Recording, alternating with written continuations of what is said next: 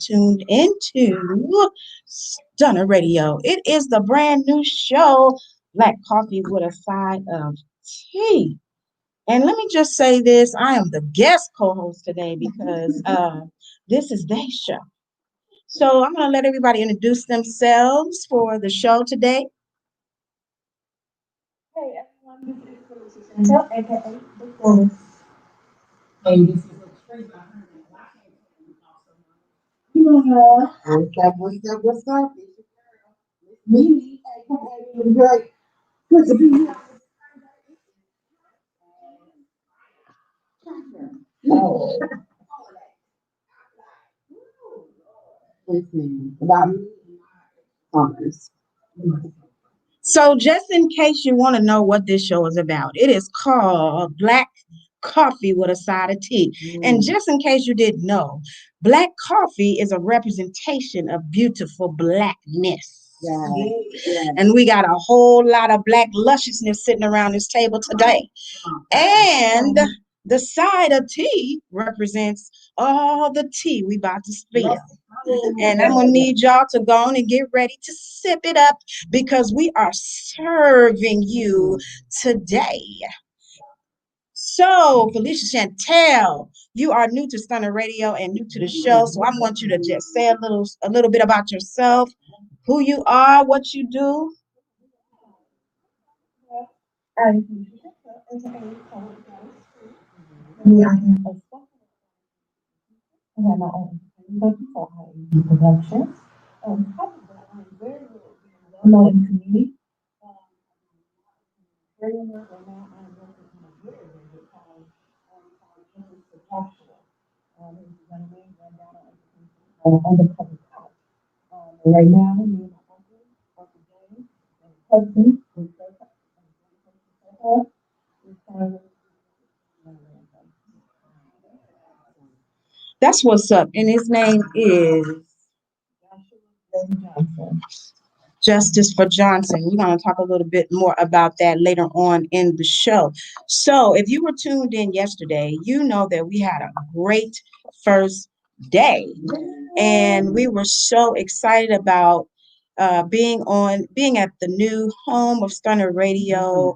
And I tell you what, I got a lot of feedback from people, and I just want to say thank you to everybody who supports us, and thanks to our sponsors. And if you would like to be a sponsor, reach out to us. Just go to our website, stunnerradio.com, and we have so many packages there. I'm sure we have something that will fit your budget. So, Mimi, we want to talk today on Black Coffee with a Side of Tea. Now, I'm going to ask everybody a question. This question is relating to 2020. Now, before we start, I need to let our audience know that this show is sponsored in part by the groundbreaking book presented by P. Coffee Brown, Why He Married Her and Played Me. 9 Secrets to What He's Thinking. Co-authored by Stunner Radio's own Darren Baker. The pre-sale is now through October 1st. Yes. So get your copy today before they sell out, because I know you want to know why he married her and played you. Get your copy today. So, Black Coffee with a Side of Tea. What's that all about, you ask? Well, we're going to talk about news, entertainment, health and wellness, and our favorite subject, relationships. And we're going to bring it from our point of view, which is the Black woman's point of view, which is a very unique point of view, which is always somewhat fiery point of view. But we can't help it. We came from the motherland. And since we've been in civilization, we done changed a little bit, but we are very opinionated. So I want to ask Mimi in 2020. Now, Mimi, some of y'all know me and Mimi go way back. And so I'm going to ask her some personal questions like I like to do. Y'all know I like to put people that. And we're going to talk about, because that's what the audience wants. They want to know your business. So we're going to give you a little tea from Mimi. So Mimi, 2020, the dating scene, what's it been like for you? On the outside, it's cute, it smells good, nice. taxable income, right? But then they started talking. Nothing to say. Good morning, everybody. I'm grateful for that. Thank you for thinking of me this morning and texting me. However, Well, are you just? I guess you're saying that that's a non-issue for you. That's not a good topic. good morning. Yeah, dating. Oh, I'm into, I guess, not sad. Oh wow. Exactly, yeah. That I expect from people in certain age brackets that I'm not seeing. Uh-huh. So, yeah. What does that mean? Or maybe you not want to do it. I can get that. I can understand that. So, I don't know Felicia's situation. So she looking at me like, please don't ask. Please do not ask. See, usually when people got that look, they got 2 or 3 on the squad. And they don't know who watching. Yeah. They don't know who watching. Is it the starting lineup? Or is it the bench warmers? Who's watching? Uh-oh.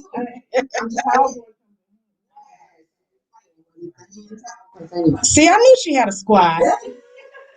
So what has 2020 been like for you, Felicia, with the pandemic and being on quarantine and everybody, kind of like the stay-at-home order? We can't get out and mingle like we usually do. What have you done? Like, how's it been for you? Trying to get out, and I've been doing the COVID thing right now. Mm-hmm. We hang out. Oh, okay. But it allows me to see exactly what his personality is. Mm. It actually allows me Okay. exactly what would you do if you're nothing. What are you Mm-hmm. going to get? Feeling about it. So it allows me to see what was new. Before COVID, you look at someone like, oh, you look nice, I want to date you. That's me, so I can, your energy has to be natural. That's true. Your personality. Very good point. So,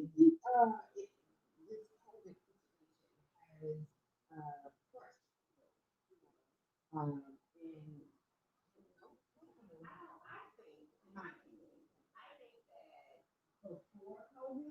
we were so hit like I'm coming up to 2000 and I'm going to move on to something else a lot of times. And I feel like now in COVID, you are really spending time with somebody. So you're getting to know them more quickly. A lot of times back before, pre-COVID, what is it? When it's PC? So it's PC. So PC, you could go and have some wine and drinks, or go sit upstairs, or go to rooms and stand out. It feel like you really had a connection, right? And so that's not available to us because those places offer us a little distraction from really when we sit in somebody's house for let's spend 6 hours together, they have to really show up. And either they have something to bring to the table or they don't. You are more to tears. And unfortunately, it's harder in COVID time to find another person. So you're a lot of times, for me, I feel like, right now with COVID, we're getting to know people if we're willing to, we're getting to know them in a more authentic way. And we're seeing that That's to me, awesome. a lot of people don't really have a lot to offer. Mm-hmm. So that's not, I'm not. Yeah, I feel like it's very valid though. That's why I asked. And then, two, COVID. COVID is going to be good. Yeah. Right. Say, go. So it's No, Treva's taken, so I mean it doesn't work unless she trying to do some dipping and dabbing, and we're not trying to broadcast that. That's, I would like to know what that's about.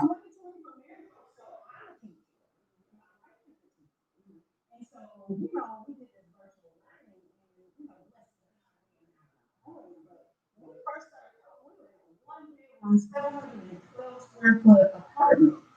And so to say like, we're both trying to be in this space together and cohabitate, and you don't find nowhere to go but the bathroom, the living room, the kitchen, and the bedroom, I'm gonna see you. So there's, so getting on each other's nerves was real.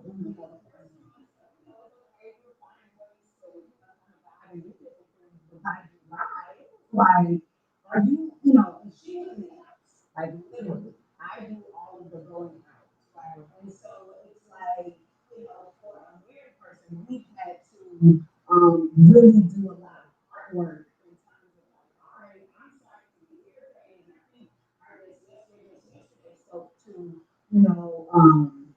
a situation where it's like I am projecting my dissatisfaction with myself onto my partner in this whole situation. So it's like I really had an issue with me, right? So I had to realize, okay, my irritation with you is not necessarily you. And so it took a long time to realize that it's not you. And then therapy was helpful. Like we started talking. It's like, there's more being stirred up, and you just have to address it. So, Coach American was presented to me to Yeah, I would think so. I would think so because you got to be around each other so much. You have to be around each other, and you don't get a break from each other. It's not like you get to go to work. A lot of people are working from home. I mean, families have either gotten closer or really gotten to realize I don't like you that much. I might love you. I don't really like you.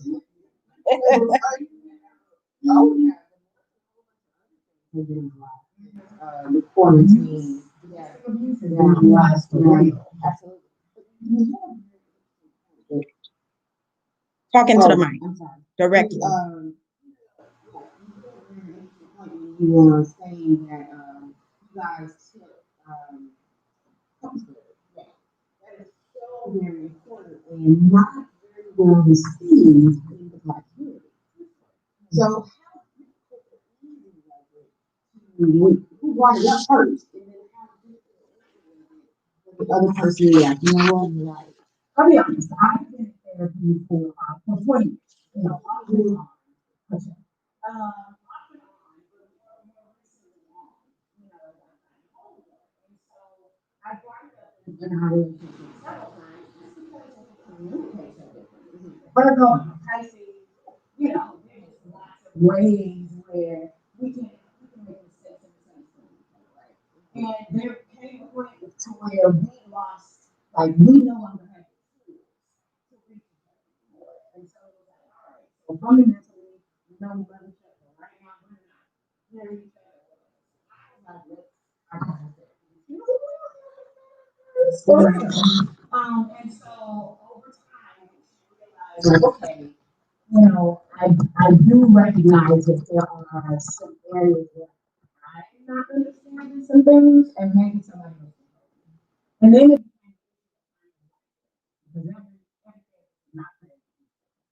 That's true.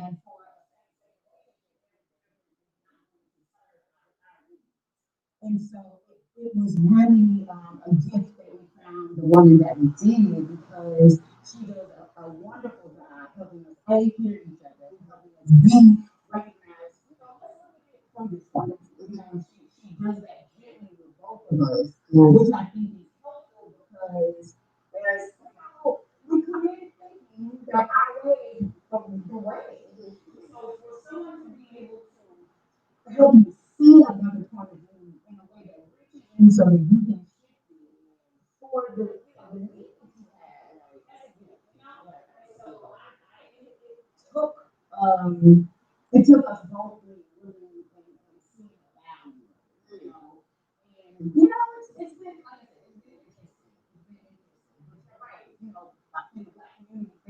not something that we immediately lift up as a and I appreciate that my person coaching accuracy. She was willing to, kind of say, all right, right, yeah. That's good. Yeah. Well, let's talk about that. Why is therapy not, encouraged in the Black community? There's several reasons that I can think What of. do you think? Well, we don't trust people. We don't trust people. Okay. We don't trust outsiders. We feel like everybody outside is out to get us. And, it's not like we don't have no history with that. Yeah. It's not like that came out of thin air. Yeah, It's not like we made that up. Yeah. We know from experience that sometimes letting people into your little circle from the outside of your community can end up in a traumatic situation. So we don't trust people, and then we have this thing about keeping our circle tight and keeping our business to ourselves. And that's a reason for that. I think some people feel like Black people not wanting to be in therapy is like a sign of ignorance. Like we don't know about therapy or we don't know the value. It's not that. We don't trust y'all. Okay? Please understand. We got issues. We got trust issues. And it's a reason for it. I mean, when you are discriminated against, and the moment a person lays their eyes on you, they already size you up and think they know about you. And so, of course, we have issues and we got trust issues, and we're not just gonna let anybody in our business. And then the other thing is we different, okay? We got cultural differences. We don't always believe in talking about stuff that's already been talked about. I mean, we at the point where like you can't beat a dead horse. You either gonna get it together or get gone. So when you go to therapy and they talk about, well, did you talk about it? Look, we talked about this last month. Right. Okay. How many times we gonna have to talk about this? And culturally, that's just a difference. We ain't about all that. Like talking over and over and over about the same issue. That Treva, that it's very important to find someone who can see what you're saying, be able to bring it in a way that makes sense, and then propel you to go forward with what's forward. You can talk about that. I think that also our issues with therapy have with slavery, to be honest.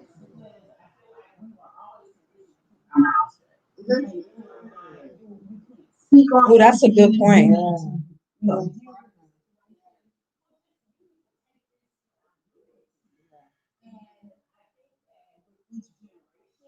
As we recognize things that work for us, we wear our children a little bit. We start to see some of those cultural mindsets shift with bringing in more kids and that didn't work for me. I don't want this for my children. And then we kind of find some solutions around that. But I feel like with regard to slavery, I feel like we were taught to not speak our pain. We were taught to not articulate that this is a problem and that in our families that you are the child, you need to keep this to yourself. And our adult acting out is because of child pain that we never healed. And so, the thing is, like I talked to you all already about this. That's like a parent talking to a child. I feel 15 times in that room.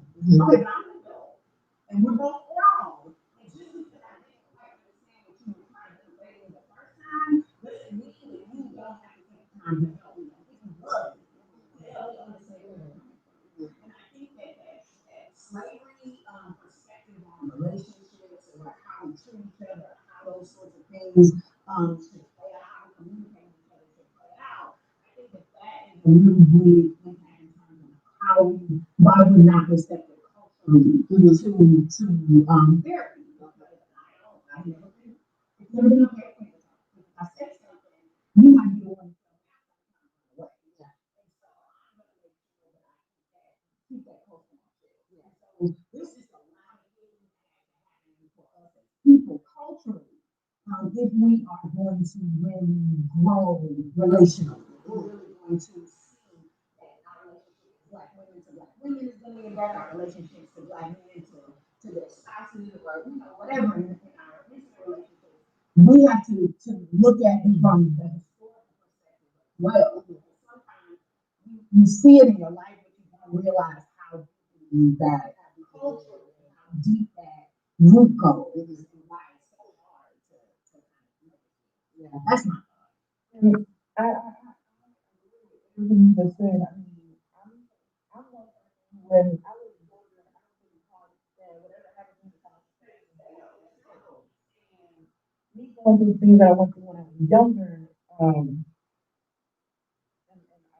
get emotional when I talk about it, like trying to say, yeah. talk, it's like you talk, like, hey, whatever happens, don't let it understand. No, no, you don't want to get in trouble, afraid, you know, and you're like, what do I do? Because it's like, yeah, and you get older, it starts to attack your adulthood. Don't, so it's like as you get older, it starts to really take a toll on how you act to certain things. And you start to get, you start to accept things. So therapy, I took anger management when I was in high school. And it's huh? You angry? I was Right. no, it's anger upon myself. Right. Anger, is something that you take out on people. I was very, sometimes I go through that. And with power. And with my hand, I learned how to control it. But being an engagement, it took someone to actually want to understand what you're doing. So when it comes down to have a therapist or a social worker, it takes someone who really cares. And sometimes it may be hard for some people because they're like, well, you don't understand my culture, you don't understand my history. So it just takes time. You have to evaluate the culture. You got to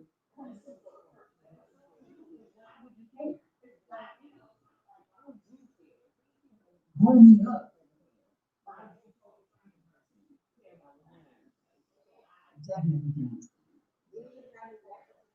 So, y'all with this strange care because I've witnessed that where I've helped people that I didn't know. I saw a need and so I helped. And then I don't know why. Right. My after going through a time of need so that I could better feel my people, it was like my answer would be like I see I have a talent, so or I have this thing that I can do and I see that you need it. Yeah. So, but that thought process of, my people didn't help, so why would you? That too, I feel like is really hard.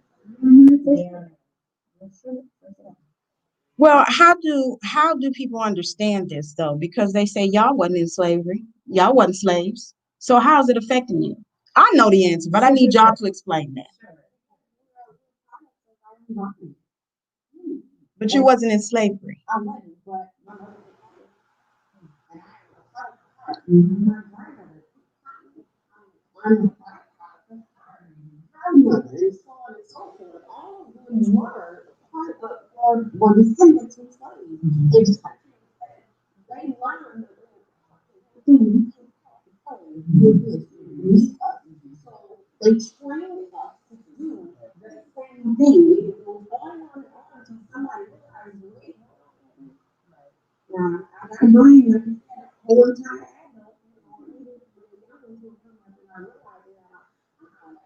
That's not right. more than slavery. Well, see, even deeper than that, trauma is passed down from generation to generation. That's what I was trying to get at, is the fact that women who bring babies into this world pass along trauma. So the trauma was passed down before you even came here. So you came here already traumatized. You came out the womb looking at the doctor like, oh, you too? I mean, what's next? Because I'm already traumatized because of the things that I have ingrained in me through my mother. So it's even deeper than like what we've been taught. It's something inside of you that and I think what other cultures may not understand, although they got their struggles too. But a lot of times they teach their people where the struggle came from. And sometimes we don't really know that some of the sadness that you feel for no reason is because of that. Our ancestors suffered so greatly. There's no way that cannot be passed down. That is passed down. And so you can be like going through your day, everything going well, and you just feel a wave of sadness come over you. Why do you think that is? Because our people were beaten and hung and skinned and burned and raped and all these things, and nobody cared and nobody came to help. And the Jesus they was crying out to did not show up for them. I mean, let's just keep it all the way real. And they were taught all these scriptures about being submissive to your master as slaves. And we still taught to listen to that same doctrine. So, I mean, of course you're going to feel some type of way. And I think we all, and this is something that I really believe in, we all have PTSD. And then after 2020, after you see what happened to George Floyd, every Black mother felt his cries. When you are a mother, if you hear somebody call for their mama, you feel it in your soul as if it's your child. So hearing him cry out for his mother, every Black mother who saw that now has PTSD. I don't care what nobody say, because we all felt it. And we all saw him on the ground like that could be my baby. Or we looked at him as if that is my baby. And and people just don't get it. They don't understand that. I recently had one of my white friends to talk to me about race relations, because she was getting some grief from her white friends for not drawing a line. At this time, we need to know what it is. Are you with us or are you with them? And she was like, I feel I don't know how to feel. And it was off of something really petty that they were, attacking her over something really petty. And I told her, look, you have to understand, some people just hate us just because. They don't even know why. And the thing about it is we are more alike than we are different. So they already hate us, and there's nothing you could do about it. We had a long talk, and then she asked me some of like, what is it like? How do you feel? And I had to be honest with her. I said, let me tell you something. We make this look easy, but y'all have no idea. Okay, we got issues from within our race, whether you're too dark or too light, your good hair or your bad hair. Then we got issues outside the race. Everybody want to put us all in one box. So if some Black woman cussed you out, you automatically think I'm finna cuss you out. Although 99% of the time, you right. You all the way right. But at the same time, give me a chance to show you that. So and she was like, oh, it just hurts me so to hear that before you were even an adult, you felt discriminated against. I was like, yeah, like in school. It's what happened. But but sometimes I get what she's saying, like some things can go over your head. Like, have anybody ever insulted you and you didn't know? So you didn't care. And you was just like, and somebody said, girl, she said, and you was like, I didn't even catch it. But when you feel it, so in that sense, I see what she's saying. Like, as a kindergartner, I remember going home and asking my dad, what they mean I'm Black? What they mean? Because I went to private school before that. And preschool. But I was sheltered and I didn't know what it meant. So all my friends was all kind of, whatever. And my best friend in kindergarten name was Tabitha. And we connected because we both wore dresses to school. We was the only little girls wore dresses to school every day. And our little patent leather church shoes. And we connected over that. But when she told me, like, I can't play with you anymore. And I was like, I'm 48 years old and I remember this.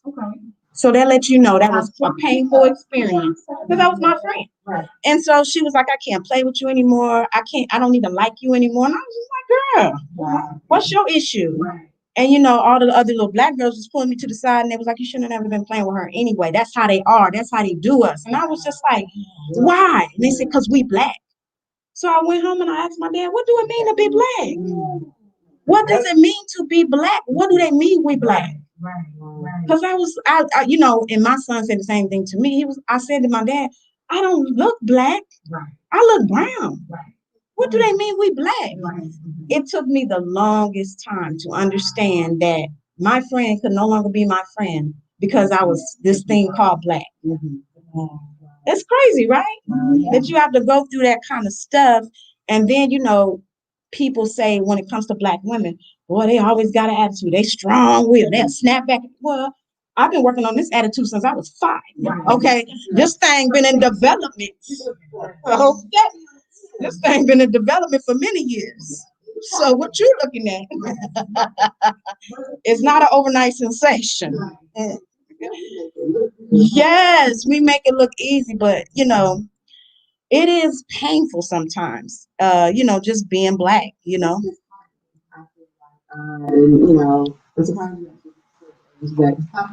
Oh, I love my age. I ain't ashamed because I look good. My age. TV and we had this commercial on for animals. You know, moles and or something that there's a group of dogs. The children is so an animal that has been beaten left, has anxiety, but was not as compassionate. Who manner needed. When we say stop killing my people, it's a problem when we say, hey, like you watch these videos after videos of this, Mr. Blake who got shot in the back and they had the audacity to handcuff him to a bed. Where he going? Like reality people being brought to justice with not realistic what you want us to pay to help save us. No. Because dogs are more important.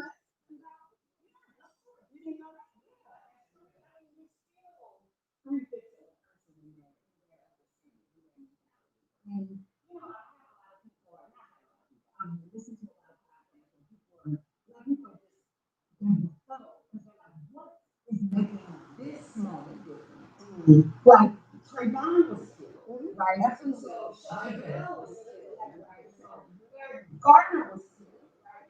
So why does this one make such a difference? Why is this one make such a difference? Why are the white people now all of a sudden waking up and it's like, oh wait, things are bad, right? And so it's confusing for me because I love that point. Like you are willing to give $1, whatever, you are willing to say without a shadow of a doubt that this animal, this dog, this being who was not human deserves compassion, deserves advocacy. But it is lost on you, it is going over your head that I want you to recognize, acknowledge, and respect the fact in my life. And when people are, I've heard a lot of uh, so, folks are interviewing folks, and it's like, well, how do you feel about Black Lives Matter? And then the question is always posed for a white person. Are you kidding? How stupid? So, what do you think about your Black Lives Matter? Right. Why are you asking me that? You put that question on white folks and asking them how do you feel about Black Lives Matter? That's what the conversation is. It is dumb to sit here and ask me how I feel about my life. It's the dumbest thing. Want to dignify it with a response. Right. That's the folks that need to be asked. And then let's sit down and have a conversation. Until you're that old, don't even bring that around me because I don't understand where you're coming from. It feels like you're patronizing me. You're trying to get a sound bite. Yeah. We're not the same thing. Right. When you get a black person on there being like, I ain't trying for that right now. I don't see why black lives matter. When you get your Uncle Ruckus out there, then I'll talk to him. But right now, I just don't get it. So it makes me feel like you're not really trying to have this conversation. Absolutely. You're not really trying to, because you still believe that there's not value innately in Black lives. Yes. Right. And the fact that we even gotta have this talk. And I know that it's like, well, you have to end it. I don't have to. I don't. Yeah. If you want to see change, if you want to have a situation where there are relationships, the way we see each other changing, we'll have to start having a real conversation. And that's where we're coming wasting time. Yeah, not on this. We don't have time. And it's definitely time. It's crazy that that's the case right now because a lot of people doesn't they act as if, and I say act they're dumb. And if they act as if they're dumb, that means that you're stupid. And a lot of people don't even realize that they're being stupid. A lot of people don't understand that they think that slavery ended years ago. Right now, it's mentally. You're mentally still enslaved. And a lot of people don't even understand that. A lot of people that don't even know race, they think that they know we're mentally enslaved. And that's why they keep on playing. They keep on acting on it. They know that a lot of us have not woke up. Right? So they keep on acting as if this is perfectly okay. So they keep on killing y'all people because of that y'all are. But the ones who are who know they right, the ones who know where they come from, the ones who know what they've been through, and know that you still trying to play me, know that when the people who are doing the killing, they realize that you know some, they'll say, we go here to the house because you might tell, he might go tell, but when they come to and it actually goes to the court and says, this is exactly what I was doing these things wrong. You shot me. You shot me in the back. Several times. And then you got to go and get my baby. You didn't do nothing wrong. You was justified. So I was looking at the DLG thing. Young man, I guess at the end of the video, he had a gun in his hand. They called him and said he had a gun in his hand. But when he was running, there was no gun in his hand. And the police officer got out of his car and actually shot him. He shot this man. But the man didn't die. But he shot. Now, so the police officer in the grass, he got to find his gun. There was no gun to begin with. But when I told you, that was all shot this video, and it seemed like he had a gun in his hand.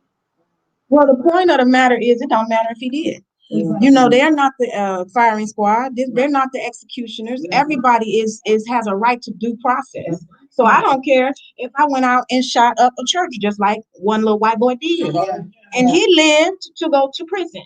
So I mean, it doesn't matter what the victim did. You know, that's what I say about America.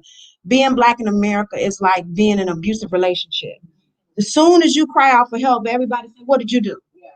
And it don't matter what I did. Don't nobody deserve to me. Don't nobody deserve to shoot you down. It doesn't matter what the person did. That's classic gaslighting. It's trying to steer your focus from the real issue, which is you shouldn't have been shot. I don't care what he was doing. I don't care if he was doing the boogaloo butt naked. Put him in handcuffs and take him to jail. Do not shoot him. That is not your job. And see, that's what makes me angry because you got these.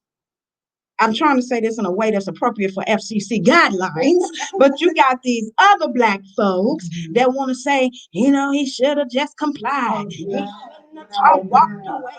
You know? Yes. Pay attention to what Massa say. If you listen to Massa, you wouldn't even be in trouble. Yes. I've heard that, and it infuriated me to my core when I heard it from a black person. Well, that's just I'm thinking, did you see the video? Did you watch the video? When the man walking away from me, did you watch the video of George Floyd? He was literally